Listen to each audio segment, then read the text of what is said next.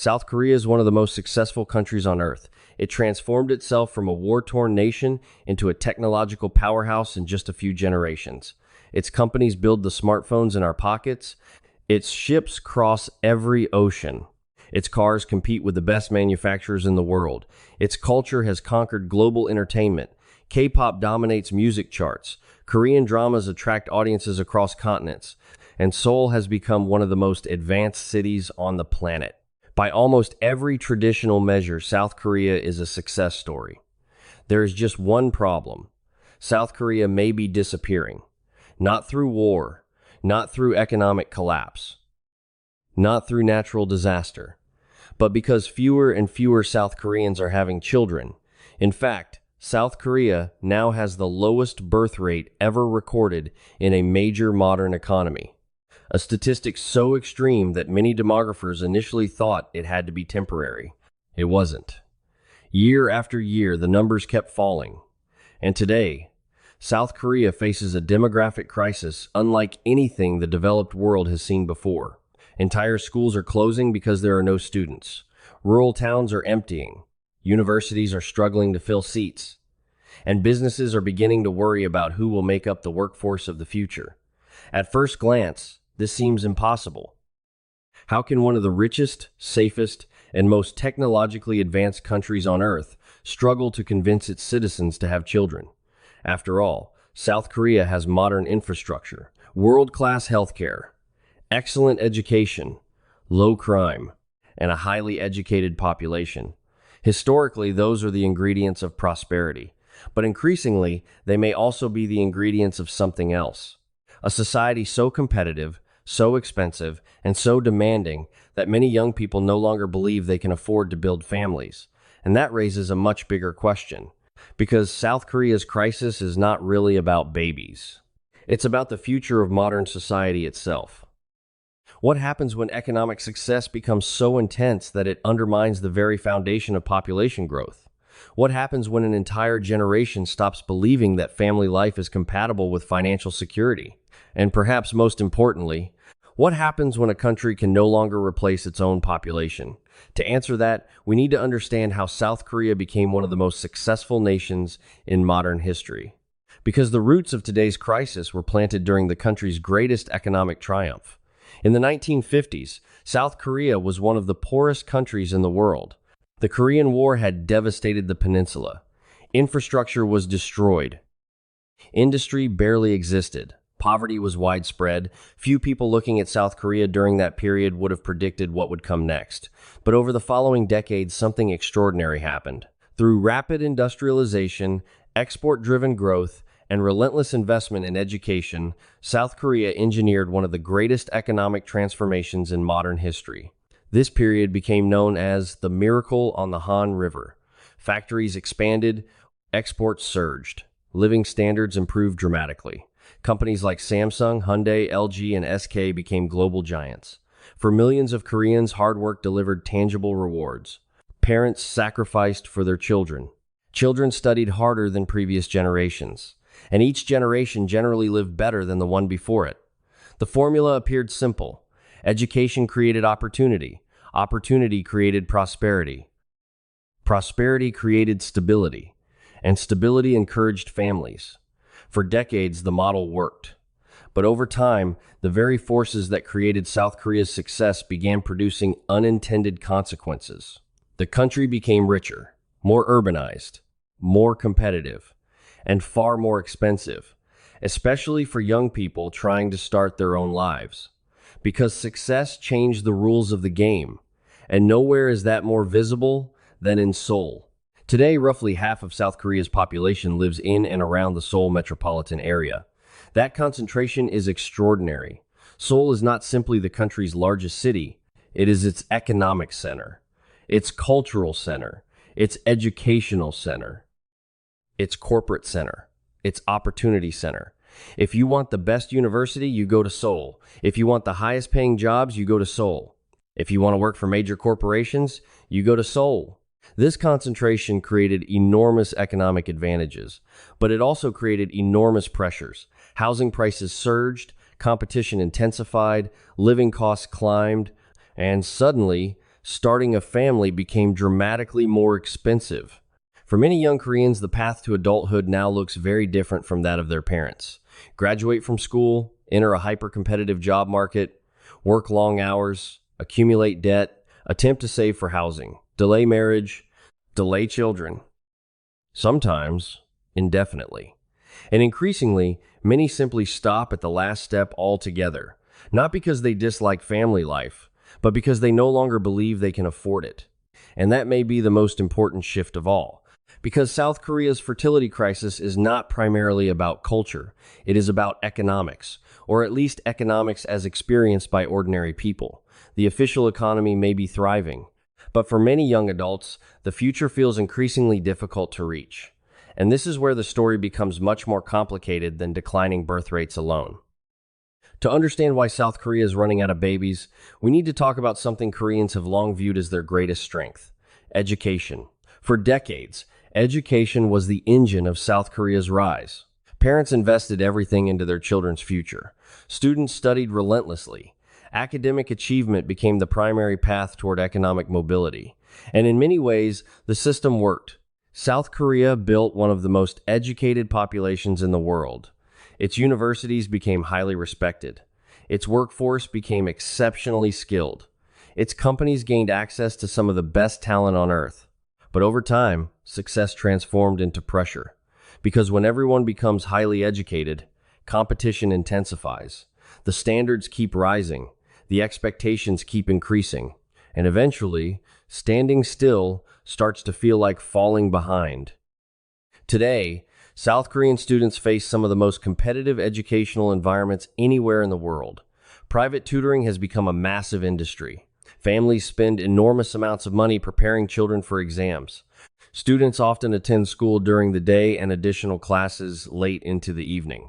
For many young people, competition begins long before adulthood, and this creates a powerful psychological effect. Life starts to feel like a continuous race. First school, then university, then employment, then housing, then financial security. And only after all of that comes marriage and children. The problem is that the finish line keeps moving. Many young Koreans no longer feel financially secure enough to start families until much later in life. And by the time they finally reach that point, some decide not to have children at all. Others choose to have only one. And some abandon the idea entirely, because the costs extend far beyond raising a child. The costs begin much earlier. They begin with housing. Like many advanced economies, South Korea has experienced dramatic increases in housing prices. And nowhere is this more visible than Seoul. Property values in desirable neighborhoods have risen far faster than incomes. For young workers, buying a home increasingly feels impossible. Even renting can be financially exhausting. And housing matters far more than many outsiders realize. Because housing is not just shelter. It represents stability, security, a place to raise a family, and a signal that adulthood has truly begun. Historically, marriage and home ownership often move together, but when housing becomes unattainable, family formation slows as well. This creates a chain reaction. People postpone marriage. Marriage delays childbirth. Fewer births accelerate demographic decline. And suddenly, a housing problem becomes a population problem. The irony is striking. South Korea became richer than ever, yet many young adults feel poorer than their parents did at the same age. Not because they earn less, but because the milestones of adult life have become dramatically more expensive. A university degree costs more, housing costs more, childcare costs more, the future feels more uncertain, and that uncertainty changes behavior. Because people rarely choose to have children when they feel economically insecure. Now, at this point, some people assume the crisis is simply about money. But the reality is more complicated. Because even if housing suddenly became affordable tomorrow, South Korea would still face another challenge: time. Or more specifically, the lack of it. South Korea is famous for its intense work culture. Long hours, high expectations, constant competition, professional dedication. For decades, this culture helped fuel economic growth. but it also created costs that are becoming increasingly difficult to ignore. Many workers feel permanently exhausted. Young professionals struggle to balance careers and personal relationships. Women often face difficult choices between professional advancement and family life. Men face growing financial expectations before marriage. And together, these pressures create a society where family formation feels increasingly difficult. In surveys, many young Koreans do not say they dislike children. They do not say they oppose marriage.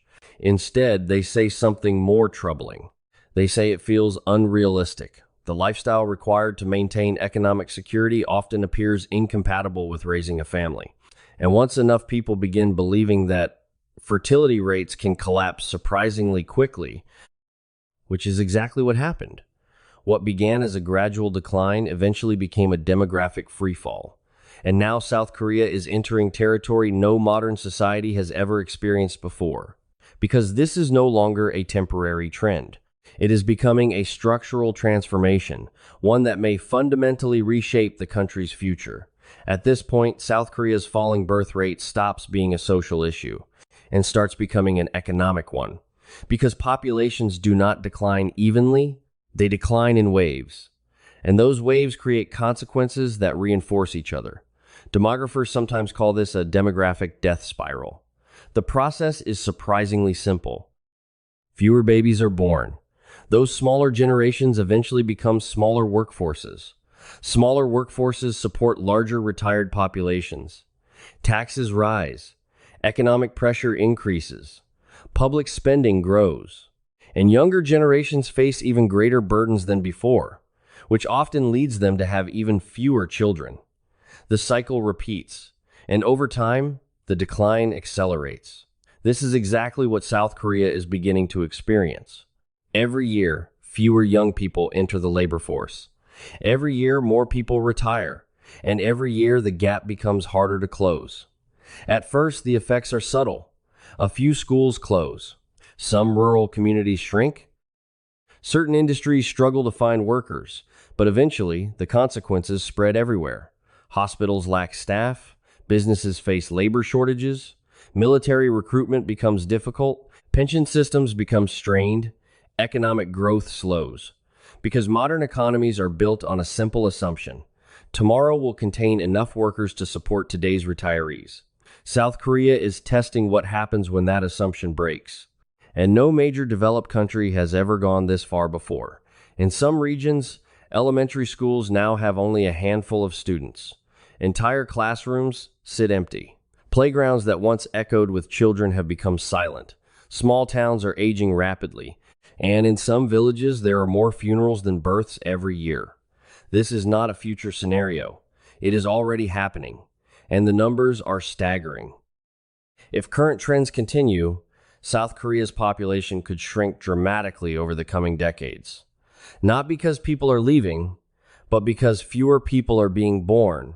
The country is not losing population through migration. It is losing population through mathematics. And mathematics is difficult to negotiate with. Now, if declining birth rates are such a serious threat, the obvious question becomes, why doesn't the government simply encourage people to have more children? The answer is that it already has.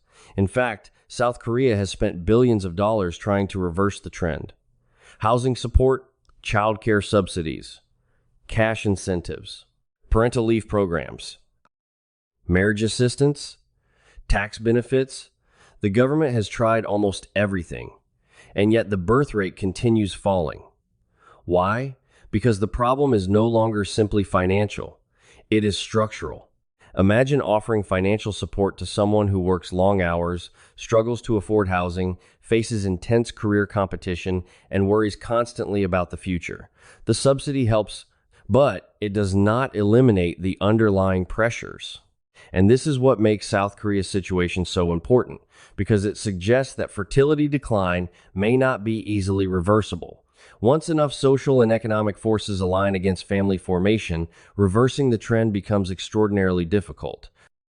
In other words, governments can make having children slightly easier, but they cannot easily change the entire environment that makes people hesitate in the first place. And that realization is beginning to worry policymakers around the world. because many developed countries are starting to see similar patterns. Japan, China, Italy, Spain, Germany, even parts of the United States.